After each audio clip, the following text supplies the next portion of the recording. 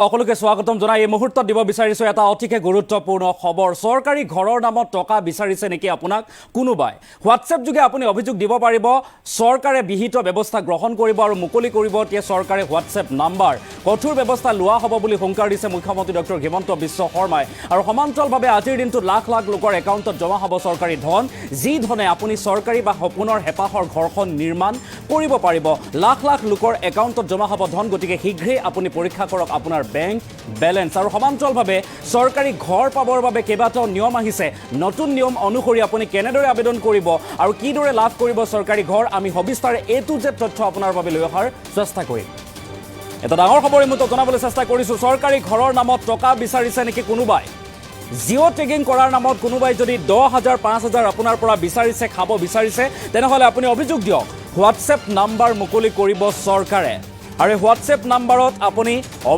অভিযোগ দিব পাৰিব ৰাজ্যৰ মুখ্যমন্ত্ৰী ডক্টৰ হিমন্ত বিশ্ব শৰ্মাক মুখ্যমন্ত্ৰীয়ে কঠোৰ বাণী দিছে আজিৰ দিনটোত লাখ লাখ লোকলৈ সৰকাৰি ঘৰৰ ধন প্ৰথম কিস্তিৰ ধন মুকলি কৰি হোৱাটছএপ নাম্বাৰ মুকলি কৰা হ'ব বুলি ঘোষণা কৰিছে আৰু অভিযোগ দিবৰ বাবে আহ্বান জনাইছে আৰু অভিযোগৰ ভিত্তিত কঠোৰ ব্যৱস্থা লোৱা হ'ব বুলি উল্লেখ কৰিছে নতুনকৈ 12 লাখ লোকক ঘৰ আবণ্টন দিয়াৰ কথা সিদ্ধান্ত লোৱা হৈছে গাঁৱে ভূঞে জীৱিকা সখীয়ে কৰিব এতিয়াৰে পৰা জিঅ' টেগিং আটাইতকৈ ডাঙৰ খবৰ আপুনি যদি সৰকাৰি ঘৰ পোৱা নাই যোগ্য যদি হিতাধিকাৰী তেনেহলে আপোনাৰ বাবে জৰুৰী খবৰ জীৱিকা সখী বাইদেৱে ঘৰৰ ফটো উঠাই পূৰণ কৰিব প্ৰমাণপত্ৰ বা প্ৰপত্ৰ পূৰণ কৰিব আৰু তাৰ পিছতেই গাঁও সভাত লোৱা হ'ব সিদ্ধান্ত জীৱিকা সখীয়ে পূৰণ কৰা প্ৰমাণপত্ৰত যাব গাঁও সভালৈ আপোনাৰ এই প্ৰমাণপত্ৰখন যাব আৰু সিদ্ধান্ত ল'ব গাঁও সভাতেই অযোগ্য হিতাধিকাৰী নাম কৰ্তন কৰিব গাঁও সভাতে লোৱা হ'ব এই সিদ্ধান্ত ব্লক পৰ্যায়ৰ কমিটিত পুনৰ বিবেচিত হ'ব হিতাধিকাৰীৰ তালিকা আটাইতকৈ ডাঙৰ খবৰ আমি জনাবলৈ চেষ্টা কৰিছো হোৱাটছএপ নাম্বাৰ মুকলি কৰিব জিলা পৰ্যায়টো কৰা হ'ব বিবেচনা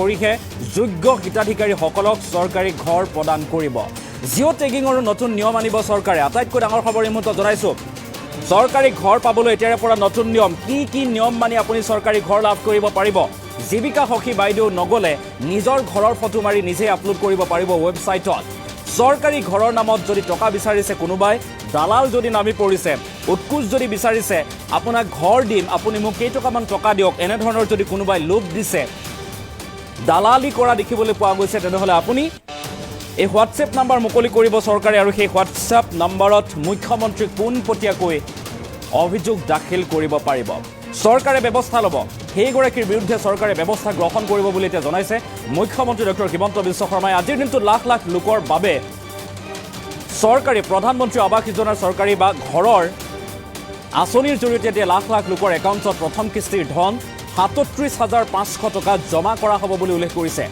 আৰু আপুনিও যদি লাভ কৰিছে এই সমূহ তালিকাৰ ভিতৰত যদি আপোনাৰ নাম আছিল তেনেহলে আপোনাৰো বেংক বেলেন্স আপুনি শীঘ্ৰে পৰীক্ষা কৰক কিয়নো আপোনাৰো একাউণ্টত জমা হ'ব চৰকাৰী ধন যি ধনে আপোনাৰ হেপাহৰ সপোনৰ ঘৰখন আপুনি নিৰ্মাণ কৰিব পাৰিব আৰু লাখ লাখ লোক আছে যিসকল লোকে এতিয়াও চৰকাৰী ঘৰ লাভৰ পৰা বঞ্চিত হৈ আছে যোগ্য হিতাধিকাৰী আছে আৰু এই যোগ্য হিতাধিকাৰীক বাচিবৰ বাবে এতিয়াৰে পৰা জীৱিকা সখীয়ে জিঅ' টেগিং কৰিব আৰু জিঅ' টেগিং কৰাৰ পাছত গাঁও সভালৈ আপোনাৰ প্ৰমাণপত্ৰ যাব আৰু তাৰ পাছত জিলা পৰ্যায়লৈ যাব সকলো সিদ্ধান্ত গ্ৰহণ কৰাৰ অন্তত আপুনি যোগ্য বিবেচিত হ'লে আপুনি লাভ কৰিব চৰকাৰী ঘৰ মুখ্যমন্ত্ৰীয়ে কি কঠোৰ বাৰ্তা প্ৰেৰণ কৰিছে যিসকল লোকে চৰকাৰী ঘৰ প্ৰদানৰ নামত দালালি কৰিছে উৎকুচ লৈছে সেই সন্দৰ্ভত হোৱাটছএপ নাম্বাৰ কেনেদৰে মুকলি কৰা হ'ব মুখ্যমন্ত্ৰীগৰাকীয়ে কি কৈছে মন্তব্য আহি পৰিছে আমি মন্তব্য আগবঢ়াইছোঁ যে এই 26 লাখৰ ভিতৰত যাৰ নাম নাই তেওঁলোকে কেতিয়াও ঘৰ নাপাব নেকি এতিয়া মই আপোনালোকক এটাই কথা ক'ব খুজিছো যে আমি সকলোকে ঘৰ দিব বিচাৰো কেনেকে ঘৰ দিম যোৱা পৰহি দিনাখনৰ পৰা আমি গাঁৱে গাঁৱে গৈ আৰু এবাৰ জিঅ' টেগিঙৰ ব্যৱস্থা কৰিছো এইবাৰ এই জিঅ' টেগিঙৰ ব্যৱস্থাটো আমি অলপ বেলেগ কৰিছো যাতে কোনেও জিঅ' টেগিঙৰ নামত আপোনালোকৰ পৰা 10,000 15,000 টকা ল'ব নোৱাৰে কোনেও যাতে ঘৰৰ নামত টকা পইচা ল'ব নোৱাৰে এতিয়া মই আমাৰ একা ডাঙৰীয়াক মই জনাম টকা লোৱাৰ কথা কওঁতে চবে হাত চাপৰি মাৰি দিয়ে। তাৰমানে কোনোবাই ঘৰৰ নামত টকা বিচাৰে, হয়নে নহয়? হয়নে নহয়? বিচাৰে নে নাই? এইটোৱে হৈছে আটাইতকৈ ডাঙৰ কথা। আপোনালোকক এইবাৰ আমি এটা হোৱাটছআপ নম্বৰ দিম, আৰু যোন বেটাই আপোনালোকৰ পৰা টকা বিচাৰিব তাৰে নাম হোৱাটছআপত আপোনালোকে পঠাই দিব, হ'বনে? আৰু বাকী তাক কি কৰিব লাগে তাৰ ব্যৱস্থাটো মই কৰিম, হ'ব? গতিকে আপোনালোকে প্ৰথম কিস্তিটো তাক টকা নিদিব, দ্বিতীয় কিস্তিটো টকা নিদিব, তৃতীয় কিস্তিটো টকা নিদিব। দিব নেকি আকৌ টকা? কাকো টকা নিদিব, হ'ব? নে দিয়াৰ মন আছে নেকি? কেইগৰাকীমান মনে মনে আছে? দিয়ে যদি মোকেই দিয়ক, আৰু যদি দিব মন আছে। দিবৰ মন আছে নে নাই? যদি দিবৰ মন নাই তেতিয়াহ'লে কাকো নিদিব। আৰু কোনোবাই পইচা খুজিলেই হোৱাটছআপ নম্বৰটোত আপোনালোকে কমপ্লেইন পঠাই দিব যে মোৰ পৰা অমুকে টকা খুজিছে, আমি তাৰ ওপৰত ব্যৱস্থা ল'ম। এতিয়া মই ক'ব খুজিছো কি, যে যোৱা পৰহি দিনাখনৰ পৰা আমি অসমত গাঁৱে ভূঞে নতুনকৈ জিঅ' টেগিঙৰ ব্যৱস্থা কৰিছো। এই 26 লাখেতো ঘৰ পাবই। আজি যোনে পালে তেওঁলোকে পালে। ছেপ্টেম্বৰ মাহৰ আগতে আমি আৰু 3,80,000 মানুহক ঘৰ দিম, যাতে 26,11,793টা ঘৰ সম্পূৰ্ণ হৈ যায়। কিন্তু আৰু 10-12 লাখ মানুহে আমাৰ মতে ঘৰ পাব লাগে। কেনেকে পাব তেওঁলোকে? এইবাৰ আমি নিয়ম কৰিছো কি, যে আমাৰ বিভাগৰ কৰ্মচাৰীসকল গাঁৱলৈকে নাযায়। গাঁৱত কোন যাব?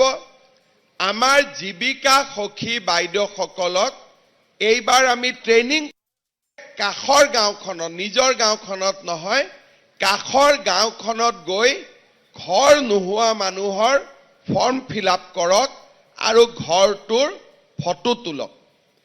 এই কামত জীৱিকা সখী বাইদেউসকলৰ লগতে গাঁৱৰ যদি কোনোবা আৰু লোকে কয় যে ময়ো সহায় কৰি দিম দুখীয়া মানুহখিনি দেখুৱাত, আমাৰ বিধায়কসকলেও যদি কয় যে মোৰো মানুহ এজন লগত দি দিম, কোনো আপত্তি নাই। কাৰণ প্ৰত্যেকজন দুখীয়া মানুহৰ ফটো উঠক, আমাৰ কি আপত্তি? মোদী ডাঙৰীয়াই পইচা দিব, আমাৰ লওঁতে কি আপত্তি আছে? আমাৰ লওঁতেতো কোনো আপত্তি নাই। খালি যোগ্যজনে পাব লাগে, অযোগ্যজনে পাব নালাগে। প্ৰথমতে জীৱিকা সখী বাইদেৱে আপোনালোকৰ গাঁৱলৈকে গৈ ফটো উঠাব আৰু ফৰ্ম ফিল-আপ কৰিব। তাৰ পিছত এখন আমি গাঁও সভা পাতিম।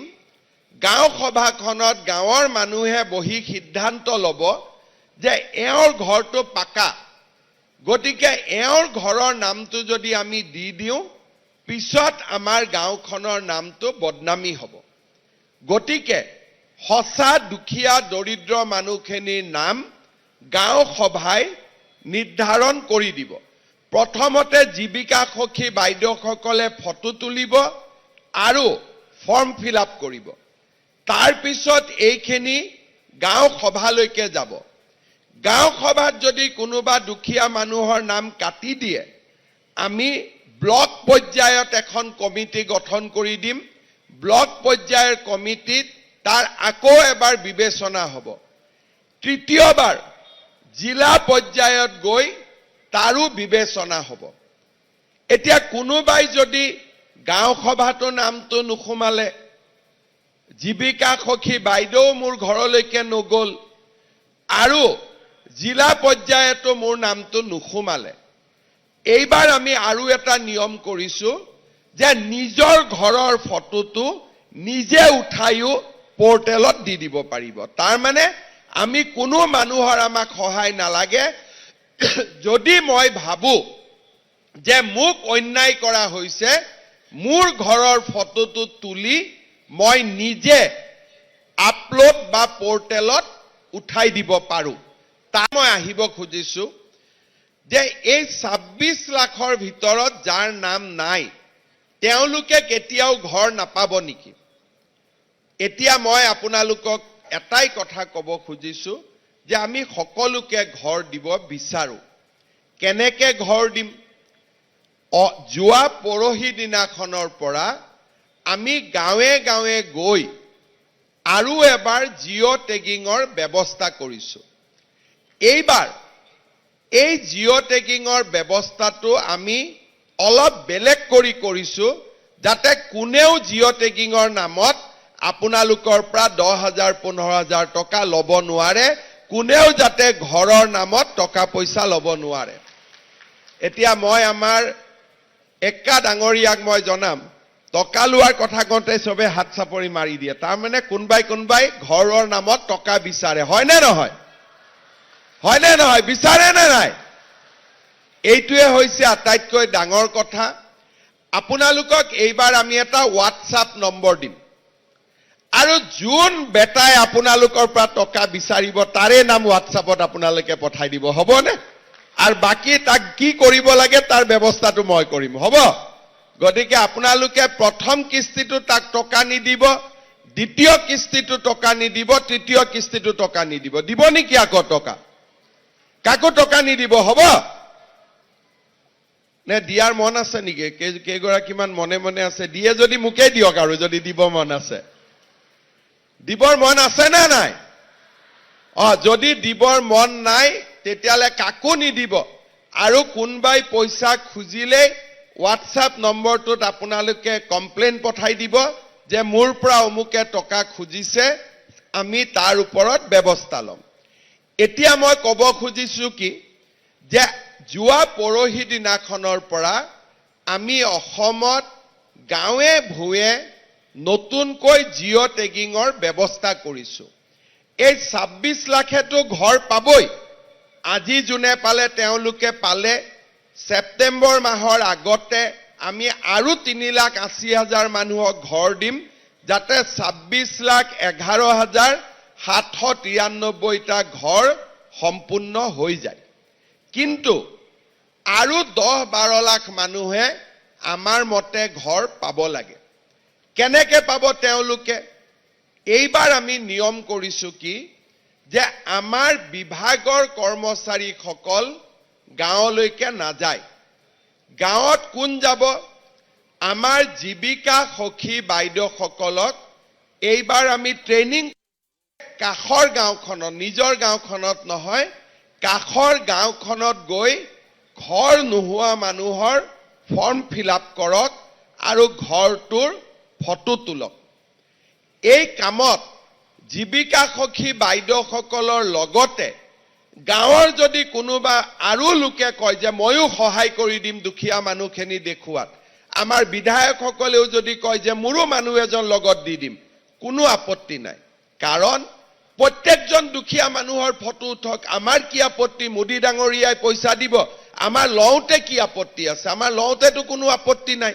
খালি যোগ্যজনে পাব লাগে, অযোগ্যজনে পাব নালাগে। প্ৰথমতে জীৱিকা সখী বাইদেৱে আপোনালোকৰ গাঁৱলৈকে গৈ ফটো উঠাব আৰু ফৰ্ম ফিল-আপ কৰিব। তাৰ পিছত এখন আমি গাঁও সভা পাতিম।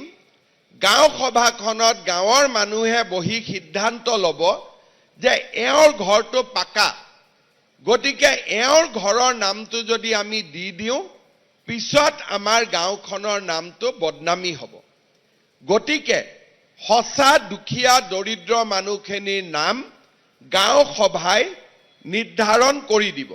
প্ৰথমতে জীৱিকা সখী বাইদেউসকলে ফটো তুলিব আৰু ফৰ্ম ফিল-আপ কৰিব।